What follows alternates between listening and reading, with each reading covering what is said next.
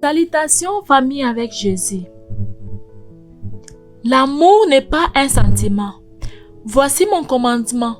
Aimez-vous les uns les autres comme je vous ai aimé. Voici ce que je vous commande. Aimez-vous les uns les autres. Jean chapitre 15, versets 12 à 17. L'amour du Christ pour son peuple, qui a donné sa vie en rançon pour lui, était une nouveauté et un modèle d'amour mutuel. Cependant, dans une relation, certains disent « Je ne crois plus l'aimer ». Le problème est souvent que certaines personnes confondent amour et romance. L'amour en tant que sentiment ou les sentiments romantiques que nous éprouvons pour quelqu'un est ce qui nous attire le plus souvent vers cette personne. Nous sommes attirés par cette personne pour diverses raisons. Son apparence, sa personnalité, son charme, son sens de l'humour ou bien d'autres encore. Ainsi, plus nous passons des temps ensemble, plus nous devenons affectueux et lorsque nous sommes pas avec cette personne, nous avons un désir ardent de la retrouver au plus vite. Ce sont des papillons dans le ventre que nous ressentons lorsqu'une personne entre dans la pièce, que nous la croisons dans une foule ou les jours de notre mariage. Cependant, pour de nombreux couples, les papillons dans le ventre cèdent la place à la routine, à la banalité, à la lassitude du quotidien qui les amène à penser qu'ils ont commis une erreur et qu'ils ne devraient pas rester mariés.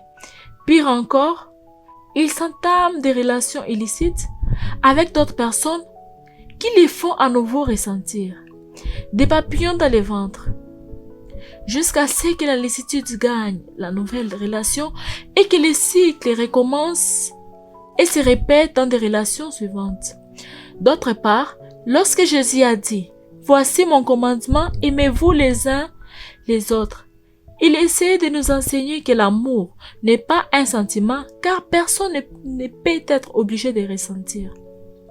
D'une manière ou d'une autre, Jésus voulait nous faire comprendre que l'amour est une décision que nous prenons pour prendre soin d'une autre personne. Si cela est vrai, alors il peut certainement nous ordonner de prendre la décision de nous aimer les uns les autres, même lorsque les sentiments ne sont pas là. Ce qui est étonnant, la recherche le confirme, c'est que lorsque nous choisissons d'aimer quelqu'un et d'agir avec amour envers cette personne, et que nous appelons des sentiments amoureux envers elle, revient également. Lorsque j'ai choisi d'aimer ma femme et de faire tout ce qui est à mon pouvoir pour l'aider et agir avec amour envers elle, les sentiments amoureux que je souhaite éprouver envers elle peuvent effectivement revenir.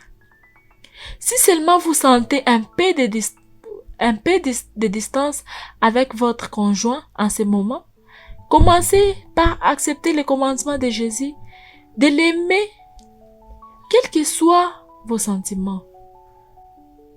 Agissez avec amour, avec romantiquement. Priez pour lui et avec lui, vous verrez comment Dieu suscite des sentiments en réponse à votre obéissance à l'aimer. Prions.